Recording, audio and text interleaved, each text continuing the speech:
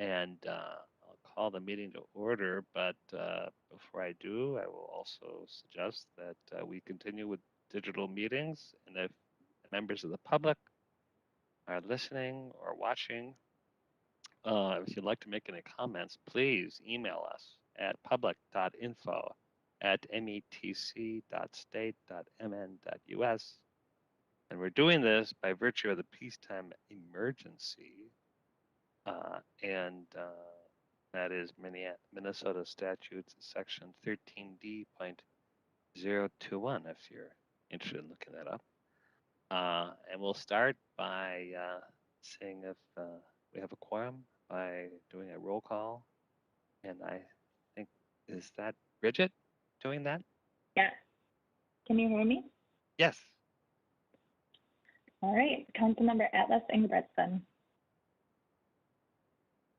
Atlas Ingebretson. Barber. Here. Chambliss. Chambliss. Ferguson. Here. Fredson. Here. Johnson. Here. Lee. Here. Lilligren. Here. Lindstrom. Here. Muse. Here. Turner. Here. Vento. Here. Wolf. Here. Zarin. Zarin. Terzeli. I'm here. And also note that Councilmember Chambliss is here and notified us such in the chat. I think we have a quorum, so which brings us to the agenda, and we have one major information item. So we're looking forward to The minute. hearing an update on our climate action plan. But first, the minutes, which were sent out in advance from the April 7th, 2021 regular meeting of the Committee of the Whole. Is there a motion to approve the minutes? This Johnson is Sterner moves. and motion approval. Okay, Councilmember Sterner, thank you. And Councilmember Johnson, second, thank you. Yes. Any corrections? All right, hearing none. Bridget, you can call that roll. All right. Atlas Ingebretson. Atlas Ingebretson. Barber. Aye. Chambliss. Aye. Ferguson. Aye. Fredson. Aye. Johnson. Aye. Lee. Aye. Lilligren. Aye. Lindstrom. Aye. Muse. Aye. Sterner. Aye. Vento. Aye. Wolf. Aye. Zarin. Zarin. Terzeli. Aye. So the minutes are approved. So we have our one information item, but I just wanted to acknowledge first what a big day it was yesterday, or it is today in Minnesota, in issues we so deeply care about and have a role in. And I just have to kind of acknowledge everybody who has kind of been watching and thinking about our state and our communities and our world with the attention toward Black lives. And I was in various meetings today, and to think maybe I slept better last night. Well, actually, I didn't, because I think the whole thing is swirling around for us to take our serious role. So although we're here today talking about climate, we can think about climate impacts toward a broader world. And it always, I keep saying this, it's humbling to know that we actually are in policy positions to make a difference. Having said that, I've really been looking forward talking to Lisa Eberhaus about this, bringing the whole kind of context of our agency-wide climate work, and it is one of our 4 major initiatives. I sit on the subcabinet for climate, and I've been looking forward to the briefing, which I've gotten in this area and that area, but it's kind of nice to get it holistically and have us kind of understand it and answer questions. And I know it's always a work in process, so I'm really thrilled that we, on the eve of Earth Day, that we have Eric Wojchik. Is that Wojchik? Am I pronounced that correctly? Probably not. It's Wojchik. Why? Don't worry about it. Why would I? Not a lot of vowels. Why would I pronounce it any other way? Okay, now I've got it. Sarah Smith, I can pronounce that, and Jeff Freeman. So I don't know, Eric, are you leading off, or maybe Lisa, you're going to give us a little context? I think Lisa's going to lead us off. I'll kick you Absolutely, off. she should. All right, welcome. Yeah. Greg, could you bring up the presentation for us, please? Thank you, everybody. I'm Lisa Barajas, for the record, Community Development Director, and I'm the executive sponsor for our climate work at the Council and have been for several years. And I just wanted to give a quick overview, and Chair Zelli aptly summarized it much more briefly than I will in the next couple of slides, but just to ground our conversation today in the direction that we've been given as staff. So next slide, please. So today we're going to talk about those foundations, and I'll kick off our conversation today on that, and then turn it over to the team to discuss the project purpose and get down into some details there. Climate change in Minnesota in key terms, just as a refresher for everybody. On how we shape and frame our work in Minnesota as compared to, say, a coastal city that might be facing different climate impacts. We'll talk about our approach to this project and our timeline for the work, and then talk about some work that is currently underway, including onboarding of a consultant, and then have a facilitated discussion with you at the end of our conversation to really help guide our work going forward. We're really at the beginning of this work, I should say, in this plan, but have been at this work in climate action amongst our divisions for many, many years now. So this is our effort to really pull all of that together. So next slide, please. Thank you.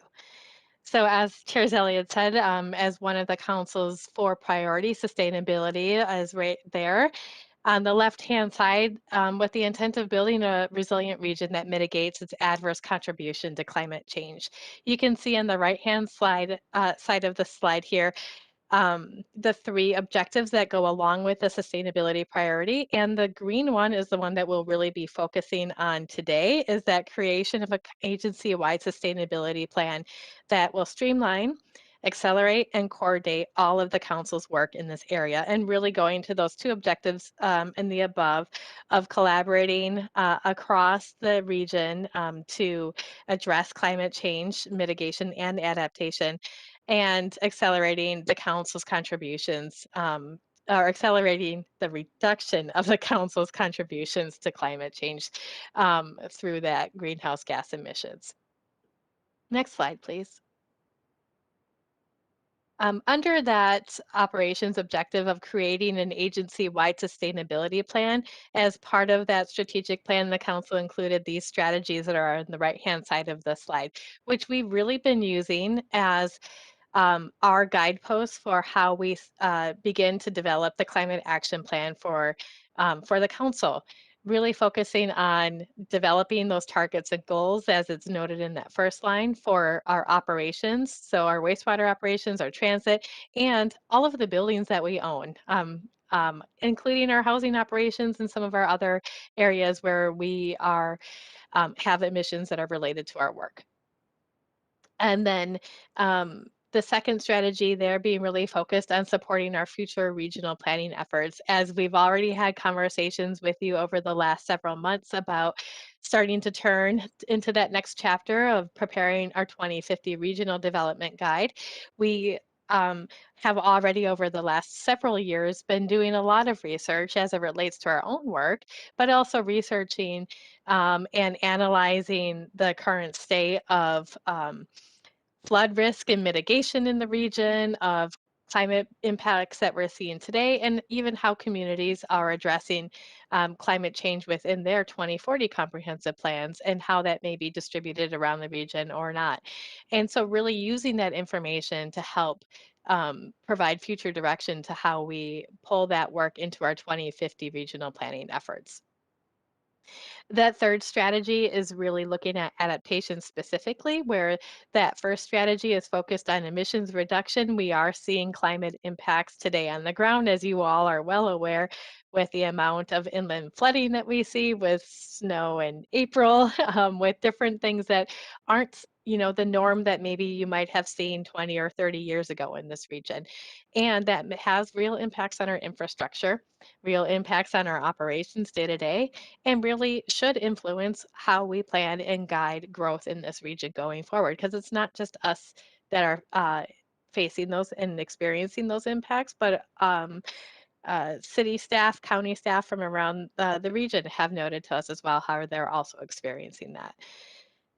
The fifth and sixth strategies here are really around, the fifth strategy really focusing on the council's role in supporting and addressing air and water quality standards in the region. And the fifth role, really highlighting the importance of regional parks and open space as part of and one of the major tools that we have in our toolbox that can contribute to a more resilient region. That open space system is not just a jewel for the recreation and nature-based aspects that it provides to our region, but also in its role to contribute to carbon sequestration and water management around the entire region. Next slide, please. So here I'd like to turn it over to the team to start talking about more of the details in the climate plan. So I think Eric is up next. Yeah, can you hear me okay, Lisa? Yep. Great. So I'm Eric Wojchik. I work as a planning analyst in local planning assistance within community development. I am one of three project managers on this project. Along with me here is Sara Smith from Environmental Services and Jeff Freeman from Metro Transit. And Lisa Barajas is the project sponsor for the Climate Action Plan. So the nice thing about this project is that it is truly, truly interdivisional. We've chartered a team within the last year, and I think our team is comprised of about 10 individuals across the council, really truly representative of all divisions of the council. And I would say also that the team is very enthusiastic and really integral to the success of this project. On the left-hand part of this slide, I just wanted to give you the high-level pitch of what the project is. So the Climate Action Plan will unify our efforts across the council to reduce our climate impacts and prepare for a changing climate. It will define strategies that will strengthen our ability to plan and deliver services to the region through leadership, collaboration, and stewardship. And you might ask yourselves, well, why a climate action plan? Why now? We've been doing climate work for a while now. And I would say, we've been doing environmental work for a very, very long time at the council, really since the council's inception. But the climate specific work really started to pick up after the adoption of Thrive. So around 2015, we really started doing a lot more climate specific project work. Now, one of our challenges has been that while those projects are really important and they've yielded some really great results in terms of understanding where our vulnerabilities might be or addressing and calculating our GHG emissions, things like that. One of our problems is that the projects are standalone projects. What the Climate Action Plan will do essentially is to unify that work under a single coordinated framework, which will really push us forward and help us with the climate work in the future. So we're going to be recognizing the current work that's being done, but the Climate Action Plan will also commit to future actions on climate. And all council divisions, like I said, are involved. The time frame on this, we're looking at 3 to 5 years from the point of adoption to renewal of the plan. And the reason for that rather tight turnaround is we really want to be able to revisit the climate action plan on a regular basis to evaluate how we're doing on our various commitments. Next slide, please. So tying the climate action plan back to Thrive, many of you are familiar with the Thrive outcomes. I mean, I think the climate action plan probably fits within all of these. Pardon me, I'm just going to move my dog because he's going to bark, I think. I might just hold him for a little bit, if you don't mind. So we've got the 5 outcomes here from Thrive. Sustainability and equity being really major components of the climate action plan, along with, I would say, stewardship as well. One thing I wanted to emphasize on this climate action plan is that it is not going to be a regional climate action plan. It is an internally focused, more operational plan. And the reason for that is that we've done our best work through Thrive, really, and through the policy plans. We've done our best work when we get our own house in order, when we lead by example. So by creating our own climate action plan, which is more internally focused, we'll be able to lead in the region going forward. As you can see here, the equity piece will include an environmental justice component. We are working on scoping that out and figuring that out at the moment, but that will be part of the climate action plan and part of future work going forward in the council. Next slide, please. So climate change in Minnesota. I know many of you have seen this slide before, but I'm just going to revisit this quickly. The climatologist at the U of M often talk to us about the difference between our variable Minnesota climate, which we're very used to, and long-term trends. So while we do see extreme weather shifts in Minnesota between the seasons, there's a difference between that variability and these long-term trends. And the long-term trends that we're seeing are these warming winters and extreme rainfall. And though we have not experienced it yet, the climatologists tell us that we should be seeing some upward shift in trending heat waves as well within the next few years. Now, the warming winters, obviously, they have an impact on things like water quality. They also have an impact on things like bringing in or keeping around invasive species. Make things like emerald ash borer, which affects our tree canopy. Also, the freeze-thaw cycle is obviously affected with warming winters as we hover near that freeze point. So that can have a really big impact on our infrastructure.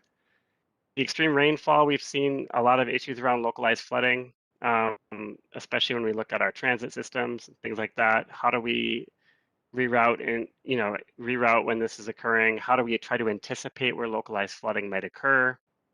These are some of the things that we need to start thinking about when we do our planning. And the climate action plan will address some of these pieces. Next slide, please.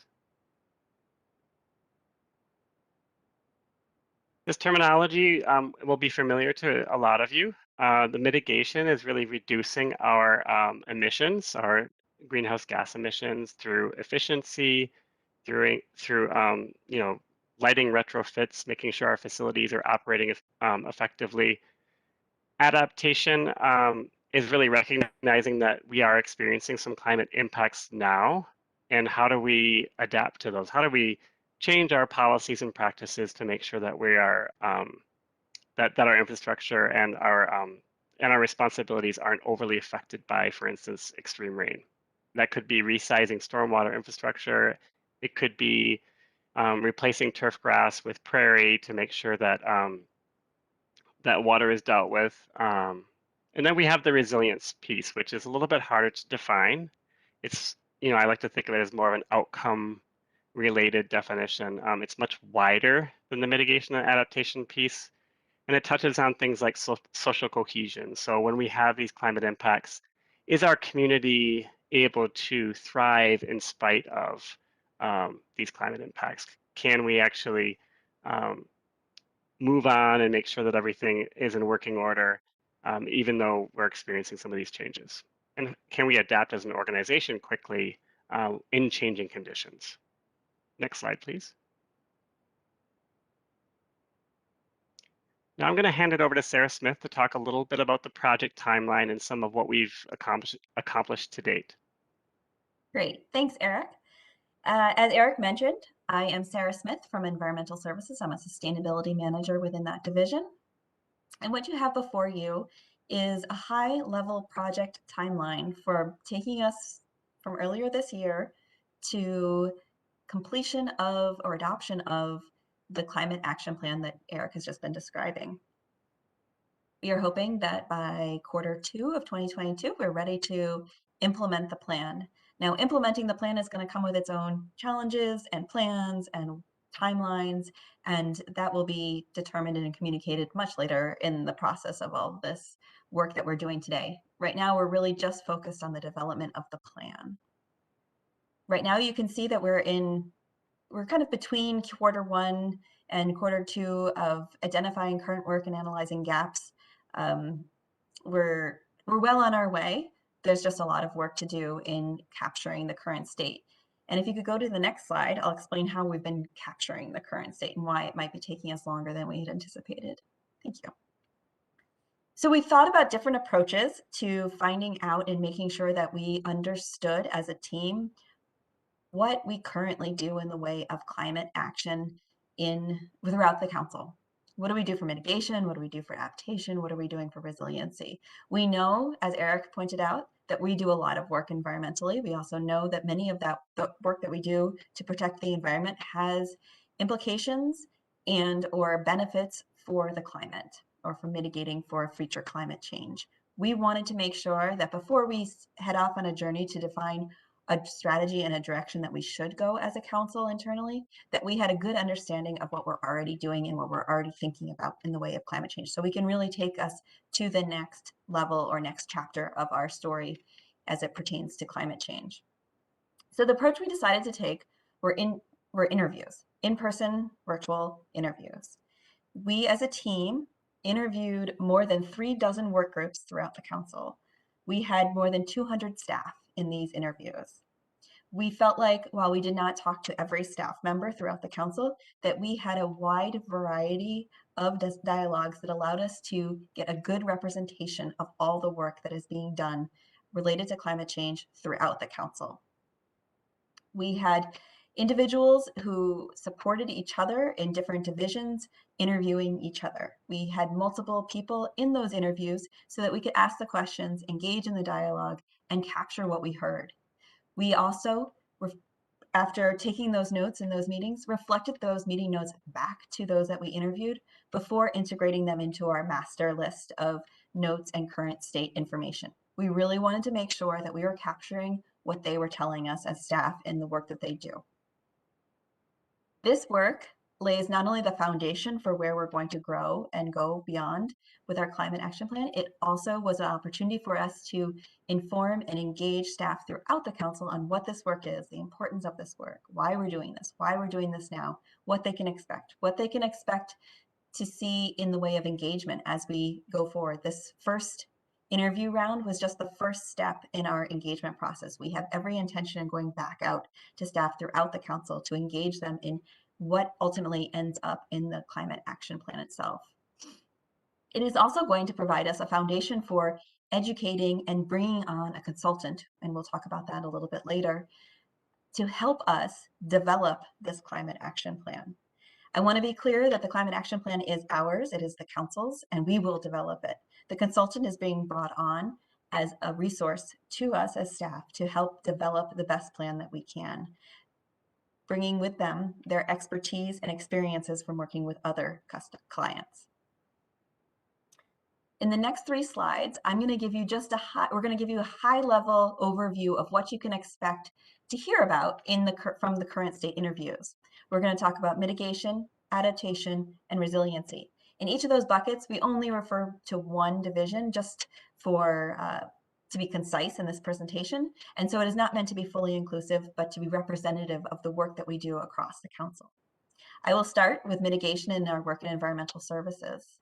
A majority of our contributions to greenhouse gas emissions is through our energy purchases, our fossil fuel-based energy purchases, specifically around electricity purchases. So what do we do in the way of reducing our contribution to greenhouse gas emissions? Well, we look at our energy use in particular. We look for opportunities, plan for opportunities, and execute opportunities where we use less fossil fuel through being more efficient or conserving the energy. We look for opportunities where we can reuse or we can recover energy from wasted heat that might otherwise just be vented or flared if it is a gas. We convert that into electricity so that we are able to, again, purchase less fossil fuel-based energy.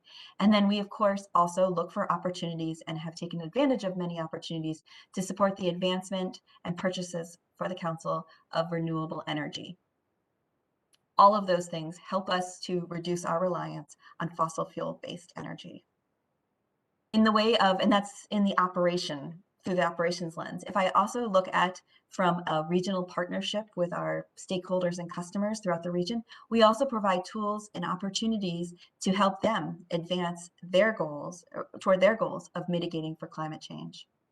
One of the really great example was a few years ago now, the local government community solar collaborative, which is where 30 or so local governments, including ourselves, came together through a joint RFP process to identify and take advantage of opportunities to be subscribers to community solar gardens throughout the metropolitan area.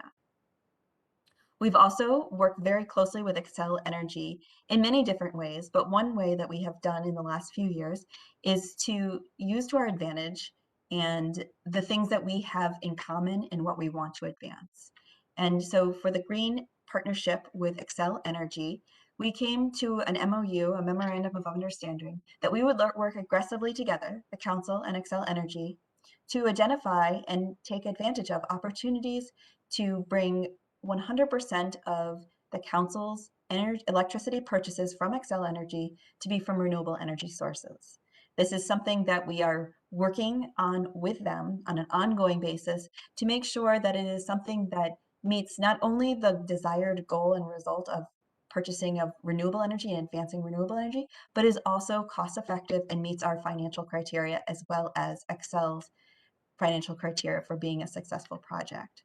This green partnership also includes our partnership with them in advancing our e-bus initiatives and working on how to work together to share in the costs and the development and execution of that program. Next, Jeff will talk about transit and adaptation. Next slide, please. Good afternoon. I am Jeff Freeman. I'm a senior project coordinator in engineering and facilities. For, I'd say, greater part of the last decade, I've been working on various energy projects and looking to improve our energy efficiency through lighting retrofits and HVAC upgrades and building automation controls. And as we had, from those projects, we've learned a lot about the various things that the various consumers of electricity and energy within our facilities. Recently, we've embarked on a handful of new buildings, blue line, green line facilities that are in design. The new Minneapolis bus garage, and this facility that's shown on the slide, the Minneapolis Police Headquarters. This design and construction of new facilities has afforded us an opportunity to collaborate with our utility providers and our end users to design and build more energy efficient facilities that provide great spaces for our folks to work in. The MTP headquarters shown uses approximately half of the energy on a per square foot basis as the Haywood office building that sits right next door. In the other picture on this slide, we can understand the value of some of the previous council work, such as the climate vulnerability assessment, and how it can be a tool when we look to better plan our work. And we know as we collaborate more frequently across divisions, we will anticipate more tools that we will either work on together or work with outside consultants to develop, where we'll be able to aid each other across divisions to get our work done and better and enhance our operations. Now Eric will talk about resiliency. Thank you. Next slide. Next slide. Thank you. Great. So, I did mention that resilience is often thought of as an outcome, but we can also frame it up as a strategy as well. And I think, again, resilience is a little bit more difficult for people to wrap their heads around in terms of what it really means. But when we think about a good example of resilience is if we think about doing something unilaterally on climate, if we're going to mitigate or adapt as an organization, that's all really important, but we're going to have a lot more impact on our region if we're partnering. So when we partner with other stakeholders that might have authority in certain areas that we don't, might have levers of authority where they can do more on climate, where we can't.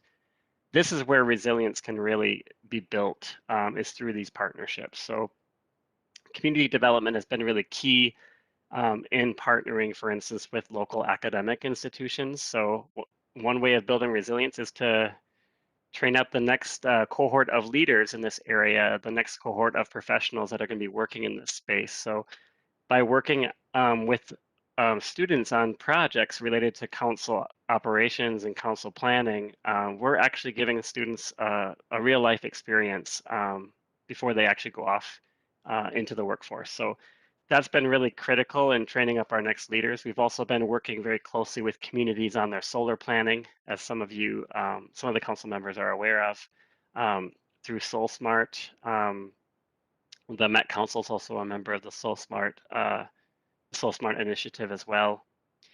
But providing technical assistance to local governments has been absolutely critical in building resilience in our region. And you can't really say enough about working with communities in partnership, making sure tools are available, but also making sure that they are connected to one another so that those best practices can be shared across the region. Next slide, please. I'm going to pass it back over to Sara for this part. Thanks.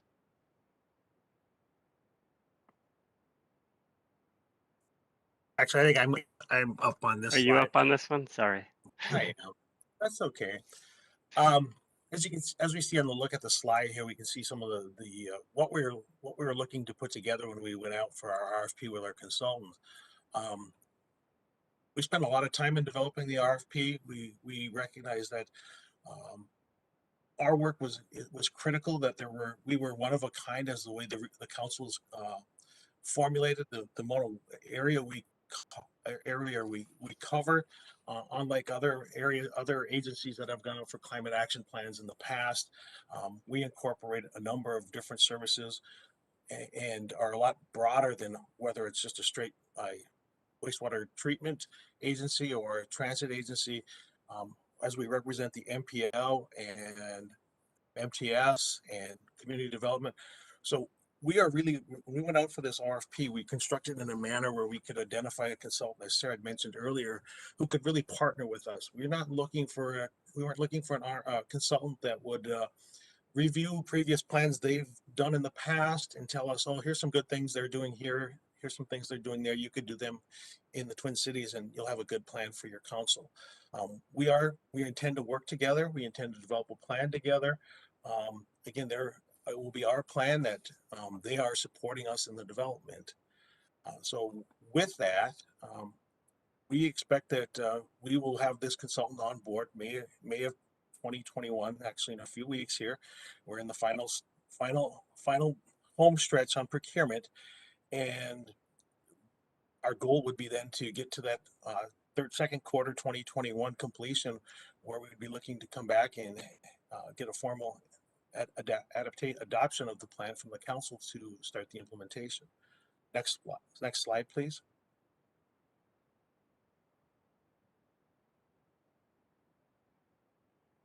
So how to find out more information? We have engaged with the comms groups within transit, within regional administration, with ES. We've made those folks integral members of our team. I think it was one of our early successful moves that we made. They've provided a lot of great insight in not only what words we choose and how we say them, but it also gives us some reflection on people who don't work in this area day in and day out. We would suggest the easiest way to stay in the loop on this project is to talk to the project team members, Lisa, Sarah, myself, Eric. There are information on the MetNet Council MetNet page where we have a page, and there are other team members from the various divisions listed there. With our comms folks, we are working on an internal communication program where we're consistently putting out information and updating folks on how this is moving along. And finally, we'll be participating in future informational gathering sessions, probably some facilitated discussion and maybe even some interviews to talk about some of the things that you guys find important as it relates to the climate action and the work we're doing. And I think we're passing it back to Eric. Next slide, please. All right, now we're coming up to the exciting part of the presentation. We're going to have time at the end for questions, so we can come back to the three of us if you guys have specific questions about the project itself. But I wanted to ask Lisa to join us. Myself and Lisa are going to lead you all in a facilitated discussion. We really only have 2 questions for you, but we want, you come from such diverse backgrounds in terms of your professional experience, and you have this important policy-making role as well. So I think we saw this as a really good opportunity to draw from your experience, your collective experience as council members, but also as as professionals as well. So we really have these 2 questions that we would love to hear from you all. And the way Lisa and I are going to do this is we've got the questions here, but if you start talking, we might want to tease more detail out. So we might have some follow-ups for particular council members if people are okay with that. One thing I will say in this guided portion of the committee of the whole is that we want to kind of keep this a little bit high level in terms of like what goes in and out of the plan or what kind of targets we're setting. We're not quite there yet. We're going to most likely be returning to you all to help us engage on some of those topics. So this is fairly high level at this point. And I don't know, Lisa, do you have anything else to add to this before we launch into it? No, I totally agree, Eric, and just that we're at the beginning of this conversation, so we want to hear from you as we really start to dive deep into this work. Great, so we can go to the next slide. Like I said, we only have really 2 questions for you all. But this is kind of an open question. I would love to hear from the council members in terms of how you would best like to be informed and engaged on this project. I don't know if people just want to speak up, that would be fine. That works for us, I think. Yeah, I encourage anybody to just speak out. Chair Zelli and Eric, this is Sue Vento. I think the chair's daily report might be a good way to do it. We all receive it, and it's an easy thing to put information into. I think it would also be good to hear about it as it relates to specific committees, whether it be community development, transportation, environmental services. And the other piece related to this, but this isn't directly about how we're informed, but I'd be interested in kind of a summary of the staff comments that you got from the staff you interviewed. I would find that really helpful as a council member. I think I'd learn a lot from it, and it would help plant some seeds that might make me a better policymaker. So I'd appreciate that. Do you mind if I just address that point, Councilmember Vento, that last point? Our aim was actually to have some of those summaries ready for you for this meeting today, but we're just not quite there yet. So I think it's going to be really interesting for you all to see what we're hearing from staff. Honestly, as staff, as project managers on this project, we've been really surprised by 2 things.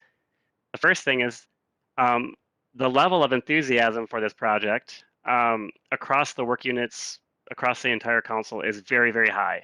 And I don't think we were entirely expecting that. And then the other piece of this is that people are connecting their work to climate change in ways that we had never anticipated. Everything from down to like how we transmit our agendas electronically as opposed to on paper. And I mean, it's just running the whole kind of the whole breadth and depth of what the council does. That's super exciting. And Eric, I'm really, Thanks for that. that gets me, and I think some of my colleagues, I can tell by some of the expressions I'm seeing, that's exciting. And that's where we really can learn a lot. Because there's a lot of that nitty gritty that we don't necessarily see. So thank you. That's excellent.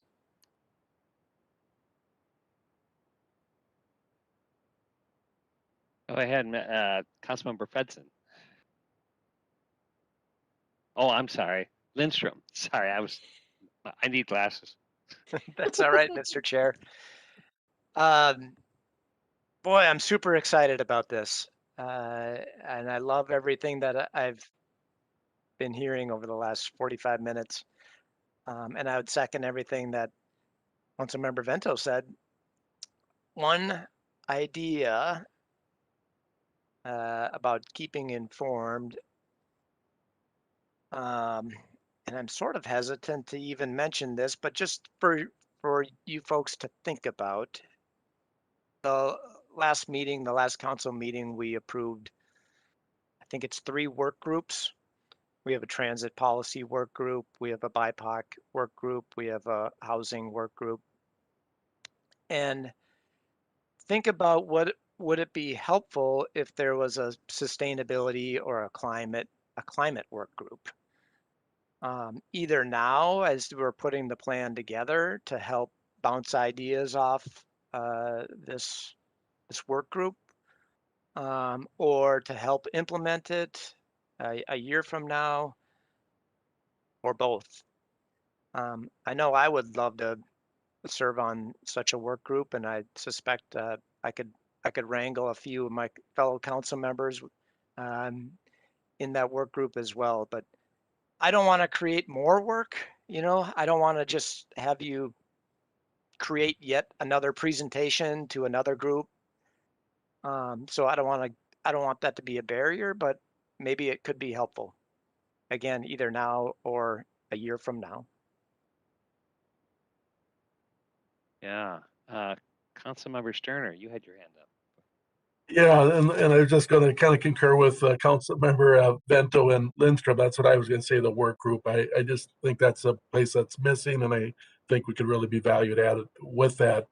Another way to get information, but I liked both of your comments on how to inform us on council activities, because I feel like sometimes the actions are taken without this, and I feel this is as important as any equity that we talk about. All of our Thrive, this is a key component of Thrive, and I feel like it's after the fact sometimes by the time we get it on certain areas. So I would love the working group and the ways that the Councilmember Vento talked about. I agree with all those.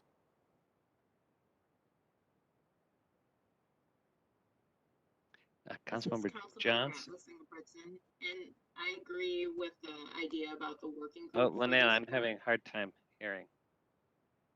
Yeah, I think that I'm sorry.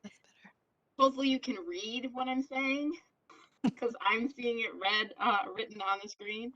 I'm just saying I agree with the work group idea, and that it does feel to me like a missing piece, and perhaps there's a thread between some of the work of the environmental committee, MPOSC, and the equity work. Particularly with climate justice. Judy, go ahead. So I'm going to ditto what everybody has said. And I think those work groups give people who aren't on the traditional committees an opportunity to kind of hop in and, kind of get involved in a way that's not maybe as formal as the full committee work. So I really support that. And I agree with you, Councilmember Atlas Ingebrigtsen. I think that it'd be great if it could, intersect with EAC, and I serve on the transit policy work group and the housing policy work group. And, if there's work that spills over into those areas, of course, whatever we can be doing to be broad reaching. And last but not least, I just want to again thank Councilmember Lindstrom for being such a fierce leader and expert in this area, because I am not. I know my strengths and my weaknesses, but I am always willing to follow a good leader. So thank you.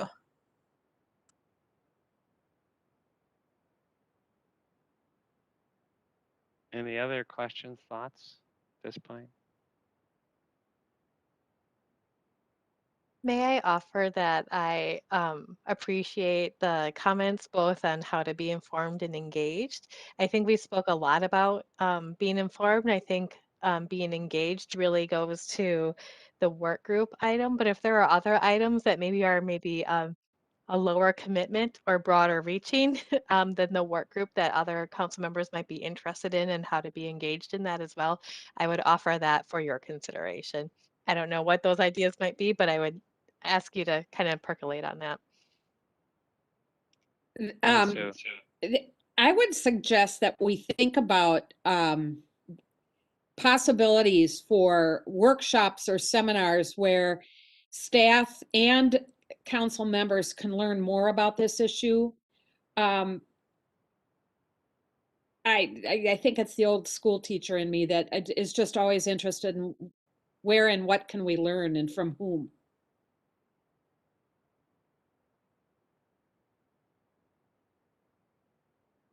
And I'm guessing that Councilmember Lindstrom's got some great ideas on that. I'm not Councilmember Lindstrom, but I wanted to say that education is a really important part of prepping anybody for making decisions, of course. And this is an area where we need a lot of education.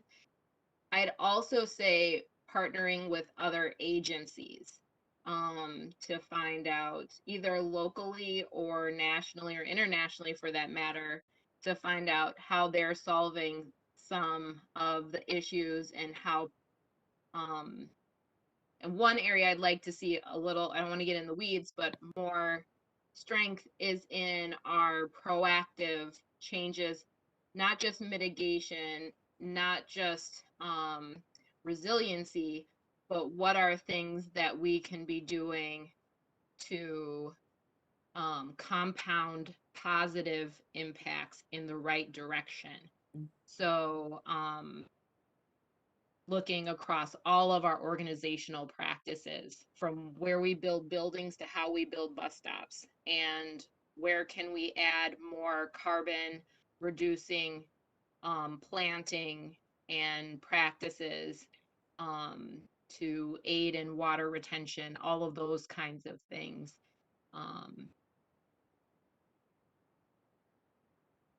You know, these are great comments, and I was thinking that there's two kind of focuses. One, internal, what are we doing across, as Councilmember Atlas Ingebrigtsen says, what are the various things we're doing in our own footprint? But then one of the great and less understood strengths of the Met Council is that we are the provider of tools, research, and we're the partners that actually are implemented by cities and towns, right, mostly. And Hennepin County in the paper today has their own climate action plan, but most cities and towns, less than Minneapolis, and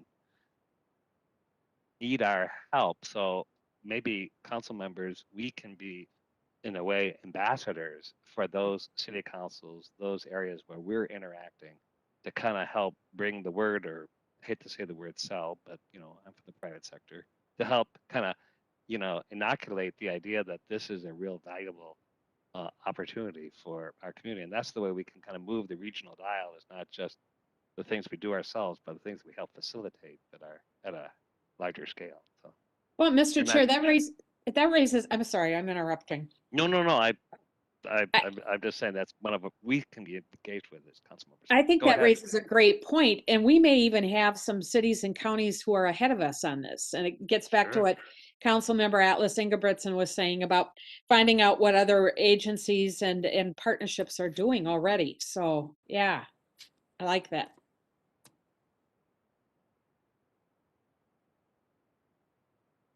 Mr. Chair and council members, the learning from our partners, I know we do engage a lot with our local government partners, the Hennepin County Climate Action Plan being one that we listened in and followed along with, engaged with them along the way on that as well. Learn from one another is what we often also do. How did you make that work? How did that actually work in practice? Or what obstacles did you find or internally? Or this looks like it's working for you. We often have those types of conversations, which are really helpful. But part of this work isn't just learning from our partners in the region, but also learning from others and other agencies that are like us in other parts of the country and other parts of the world that might have similar responsibilities and similar climates, similar climate impacts, and figuring out how have they solved that. So certainly that will be part of our work here is, and part of the reason we bring in consultants is to bring in that outside perspective of what have you learned that can help inform how we learn things and what else where do we have blind spots or areas that we haven't investigated yet. So we're definitely looking forward to learning more and sharing that with you all as well. Are there other thoughts folks have around how to be more informed or more engaged on this project as we progress along?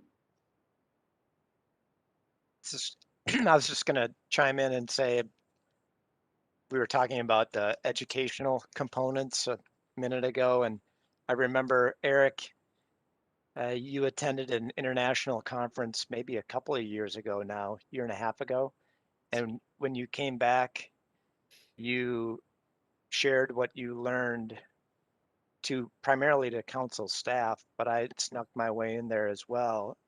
And I remember it well. It was pre-COVID because there was about 1,000 people showed up in a conference room.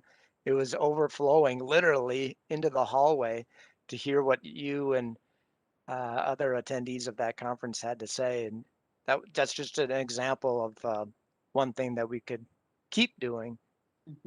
And then on Charlie, on your point about learning from others, I'm reminded that we had an optional resiliency chapter for comp plans for 2040. And Lisa, do you know off the top of your head how many either adopted a complete chapter, resiliency chapter, or incorporated resiliency throughout their comp plan? I'm guessing it's a few dozen at least. Adopted resiliency, which would be up from 0 in the previous comp plan. So, and how many are now Soul Smart communities that we helped? I'm sure that's a few dozen as well. And how many expressed interest in having their own climate action plan and their own clean energy plan, et cetera, et cetera. Yeah, I don't have those like right off the top of my head. They used to. Those are the types of things that used to be here, but I've heard just kind of go away as you get older. But we do have that initial information pulled, and you might recall when Angela and Mike were here to talk to you about that comprehensive plan composite, and we had just a couple of initial preliminary findings on climate as it showed up in our 2040 plans, which you're right, Councilmember Lindstrom, is a stark difference from what we had seen in the 2030 plans, which was nearly silent, maybe kind of dabbling around the edges, especially outside of our central cities. So, but I know Eric looked at those really specifically and might have a little more detail on the tip of his tongue than I do. Well, I think to Councilmember Lindstrom's point, we are tracking those, so we didn't do that before. When I first started at the council, somebody said to me, find out what communities are doing on sustainability. And I didn't know who to ask because we didn't have any mechanism for tracking at that point. But now we do, and we know what communities have committed to what, which is super, super helpful on a few fronts. It's helpful for us in terms of providing technical assistance and connecting communities to one another. But it also helps us because, I know that Councilmember Lindstrom knows this because, the council, the Metropolitan Council as an organization, we have operational components, we have facilities. We can actually learn from cities because it's just a scaling up process. I mean, cities have been doing this for a long time too, so they can learn from us, but we can they can learn from us, but we can also learn from them just as easily. And I think that there's a lot of lessons to be learned from talking to communities about what is the best way to do that, and how could we maybe implement that at our organization. So it's not just about, it's not a one-way street, you know. So thanks.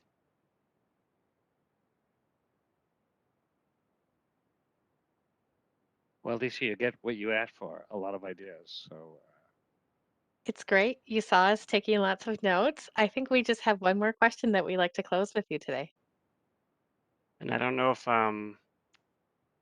can Greg Ritchie bring that up again? Potentially the presentation. Or I could just ask it, I suppose. Yeah, we could ask it. This question is a really exciting one, I think. So really would like to hear from you what as council members who, from your direction, we're looking for what a successful climate action plan for the council looks like, both in the short term and in the long term. So again, I would ask you not to think of this just in terms of your council member or policy maker role, but think about your own professional life. If you've worked in any sort of organization, or if you've done work on transformational change, any of those lessons would be helpful here, I think, for us. So if you can draw on that, that'd be great. Mr. Chair. I would. Oh, go ahead, Peter.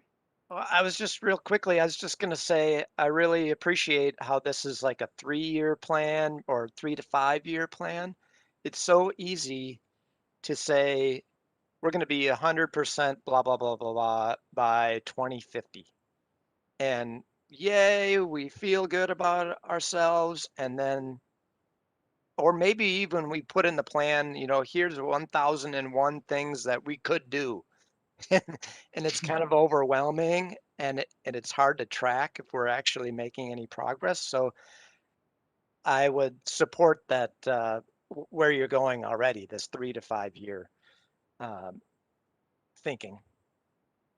And I think in terms of like, how do you measure a successful plan?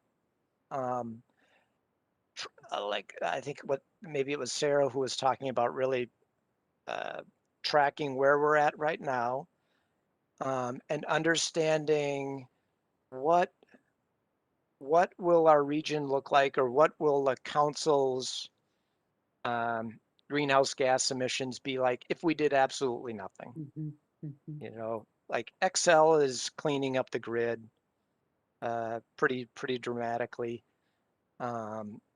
So already our greenhouse gas emissions will be lower if we did nothing, because Excel has a cleaner grid in the next 3 to 5 years, 10 years, 20 years. So how do we move beyond business as usual? Well, both Deb and Judy had your hands up at the same time. So, Deb, why don't you go ahead? Okay, I'll be very quick. It's kind of been covered in some of the other topics, but I think to me it has to be both internally and externally focused. So it definitely, what do we and our staff and our facilities, and how do they operate, and how can we just in our day-to-day activities, but then also as we're doing long-range planning and we're looking at building big projects, that all of it's factored in both levels. And I think that then ultimately, what I know has been very helpful, even when we've had some climate or solar questions where there's been resources available to bring out to our local communities. I think that sort of that engagement that connects, because that will tie back long term both to, to comprehensive planning and some of those things, because a lot of communities want to do things, but sometimes they just need the right resources and people around to ask questions. So I think that should be part of it too. Yeah, go ahead, Judy, then Linnea. Thank you, Mr. Chair. I would say a couple of things kind of, when I worked at Greater MSP, we're always trying to have a robust economy. It's really important that we have a just economy. So the regional economic framework that we've put together with Greater MSP and CEI, and of course the entire region, it's everybody's framework, right? Just how this can, all I'm saying is hopefully this is intersecting in a big way in that work.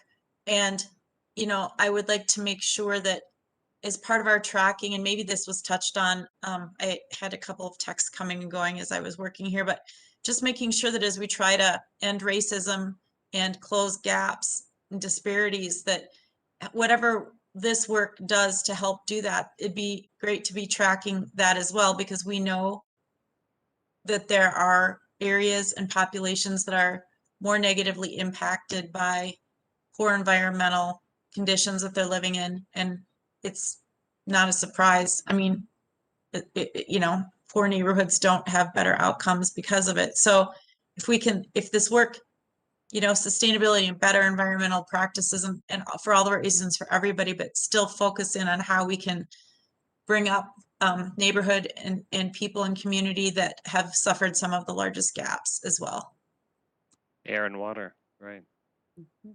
Linnea?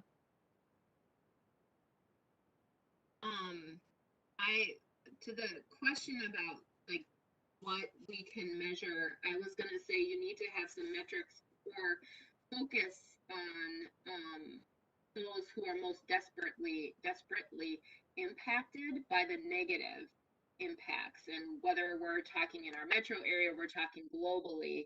And Minnesota's done some really great studies, so we really have good data around air quality and water quality really impacting different communities, which are able to be determined by race. So there's racial predictability in our community. And so thinking about those communities first, who are most impacted, and prioritizing them, getting the baseline, as Council Member Lindstrom talked about, and setting goals and targets to have impacts of that. And I think about how do you tie it to, so that it's not a side hustle of the council, but it's integrated into the other core things that we're doing. How does that tie into the economic plan that Judy just talked about, for example? And I know some of the metrics in the report talks about employment and things like that. And so whether it's jobs, there's a lot of opportunity. The more it can be woven into multiple levels, the more success you will have with it. The other thing I think we could do, and maybe this gets back to engagement as well, is open sourcing the challenges we're having. So I think we'll have lots of great things and stories to tell out of our community, but we also have unique challenges that we are having a hard time coming over, and inviting people into our challenges to get more brains to bear on them is, I think, important. That type of transparency is what, frankly, our citizenry is looking for when we do encounter problems. They don't expect us to have all the solutions, but they do expect us to be transparent about what we're facing, so that they can all be a part of helping us solve them in a democratic process. And so I think thinking deeply about that, I think back to our issue around the electric buses. And I definitely got lots of really great feedback around that idea that we open source our challenges and we don't just hold them inside of us. And I think there's a number of other challenges we probably face, and that it's not just on staff alone to go about engaging others in possible solutions, but that is a key role that council members and the citizenry can do as well. Great thoughts. I'd like to suggest that we think about how we document the work, and in particular, how we document the learnings and the nimbleness with which we have to do the work when we have to make a U-turn and try, regrouping. I think that will be really beneficial to partners who want to dig in on this kind of work as well. I think we can become a resource, and I definitely agree with the idea that there's a lot we can learn from others, particularly cities. but I also think that we can be teachers. And so to the extent that we can document those learnings and not just the results, but the processes, I think will be really helpful. And maybe if I'm building on what you're saying, Councilmember Vento, is not just document, but actually put a spotlight on it occasionally, because it becomes an opportunity for us to tell our story in a way that can be influencing others, that, you know, our leadership can help raise the bar for some of this really important work. Peter, go ahead. I was just going to say, being really clear as we start this journey about what our priorities are for the council, meaning are they environmental priorities? Like, is our main priority to reduce greenhouse gas emissions, to have cleaner air, to have cleaner water? Are the priorities economic?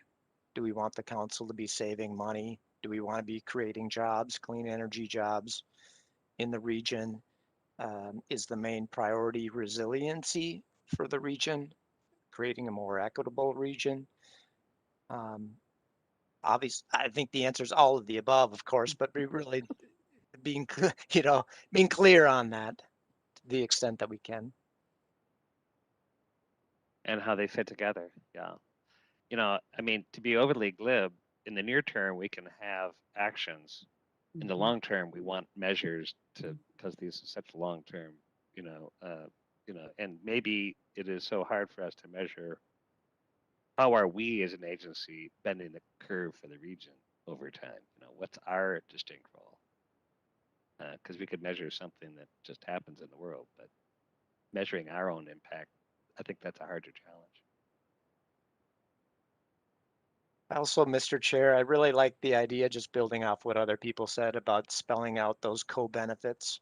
You know, that we can save money and be sustainable, that we can have like a shared mobility, you know, where we are supporting more bike-friendly infrastructure, or a bike share program that ties into our transit, you know, so someone pays $2 and they can rent a bike and then they can hop on one of our buses, you know, these types of things. Or open space and parks that are sequestering carbon, but also providing space for exercise and great quality of life for our region, and lowering the energy burden of people that are in our housing choice voucher program, you know, all these sorts of co-benefits, spelling that out and measuring.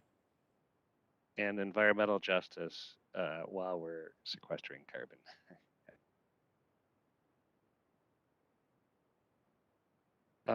Any other thoughts here? Judy? Just, and I'm sorry, Lisa, this is a bit off topic of your question, so I can hold it. But, and maybe this was touched on as we're kind of in our last phase of searching for consultants, but I'm just hoping there's diversity within the ranks of people or firms that are coming forward to help. Maybe and maybe not, I don't know, but you know, always when we're bringing people into our work, you know, I think there's just great benefit again to hiring, you know, firms that either have people on the team that are people of color or are owned by BIPOC communities. So just putting that one in there, and I'm sure it was already considered. I can speak to that. The procurement has gone through the MCOP process and has passed through that. It was a concern. We had a lot of discussion during the review of the proposals regarding the composition of the teams, how their staff expertise had an understanding of our region.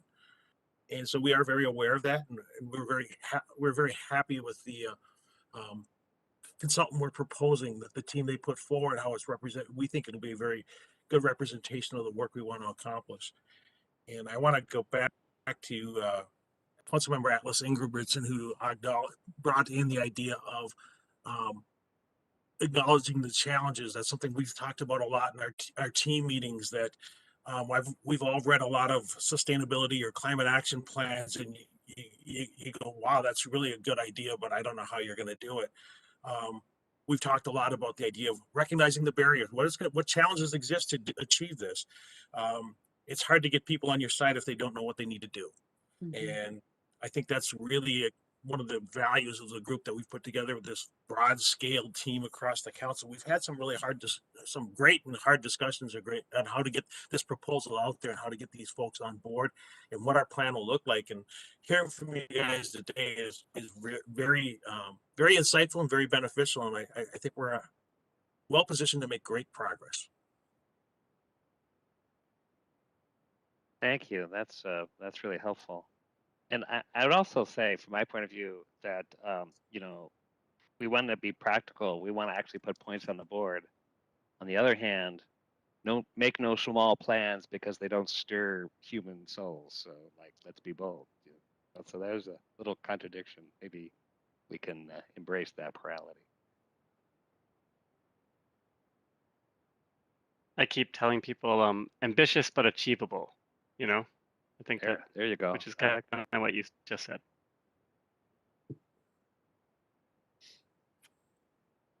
Well, I feel like we should all just run outside and get to work, but I know we'll have time for more input along the way. Any other? And Sure. Lisa, any? Oh, go ahead, Chai. Thanks, sure. I think any successful plan will have to look at our resiliency and any sudden shocks to our system in the short term or long term, whether those shocks might be, you know, commercial train derailments or oil pipelines bursting and then poisoning our Mississippi headwaters, or any shocks like that we might have to deal with here downstream. As a very security cautious person, I just put that out there.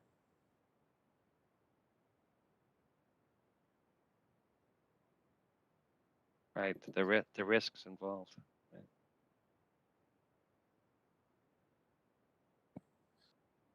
Mr. Chair? Yeah, Robert. Yeah, thanks. And thanks for this work and this presentation. And what I wanted to say has actually been said before, but I just wanted to kind of reinforce a couple of the things that my colleagues said. And first off, Mr. Wojchik, it's so good to hear about the unexpected enthusiasm across the organization on this work. And I hope that you're hearing the enthusiasm here amongst the council as well. And just a couple of things to lift up. And one, to Councilmember Atlas Ingebrigtsen, I love this idea of open sourcing our challenges. And that's an idea that I'm going to carry into my regular work outside of the council. But I think to demonstrate real authentic community engagement, this idea of sort of open sourcing our challenges, I think is a great approach. And just briefly, to what does a successful council climate action plan look like for me in both the near term and longer term? And this has been brought up, but it's just the really clear iterated acknowledgement that climate change impacts different communities very differently. And so generally we kind of look to the resiliency part of our plan, but I think this also has to do with mitigation and adaptation as well. And so that acknowledgement is there in our plan, and we can see it and show people that. And the other, I think this goes to what Councilmember Barber brought up, but the resource question as well, and that we're not just identifying the resources that we're putting in or that we're leveraging into addressing climate change, but that is a measure as well, right? I think it's a way of gauging our success, is that resource question. Thank you. Thank you.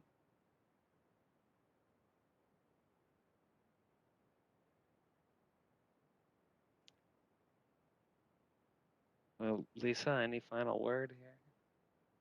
We really appreciate all of your thoughts and input. I think when we were coming into this conversation, we were thinking, is 2 questions enough? But we also wanted to be sure that we had room for your you to actually take the time to hear from each other and to, do what you did today and actually build on one another's thoughts and ideas and lift up ideas as well. So that has been really helpful, as Jeff has already said, really helps us to um, kind of affirm some of the things that we were hoping you would say were the direction, but also help us bring new ideas to the conversation that maybe we hadn't thought of before. And this is perfect for this beginning stage, and you certainly will be hearing more from us along the way as we get started on this work. So I truly appreciate all of your thoughts and input, and this certainly won't be the last time we have a conversation about this. And it sounds like, and I'm excited for the enthusiasm you all have for this project as well. Thank you. Well, it's really exciting. And Lisa, thank you. You have a really inspired team. And Eric, Jeff, Sarah, we really appreciate your engagement and the presentation and your answering the questions. And I know what you've heard from us is we do want to be engaged. And so we want in multiple ways in the year ahead. Want to hear back.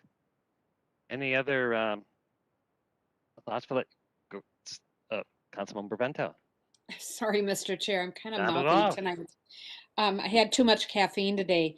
I just want to take a moment for us on the day before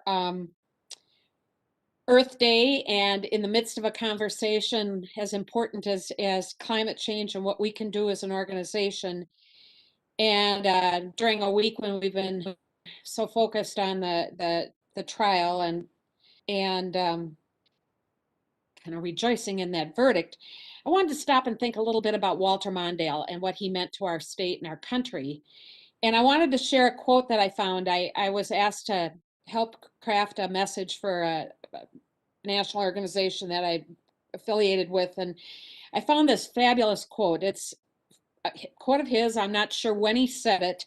There was no date, but it's kind of like a mission statement for all of us. It's, we have no right to poison, to eat up, to chew, to pollute this wonderful country of ours. We are required to save it and purify it and protect it. And I think if he were with us tonight in talking about saving it and purifying it and protecting it, he would take that and wrap that around social justice and equity. That was very much a part of Vice President Mondale's legacy.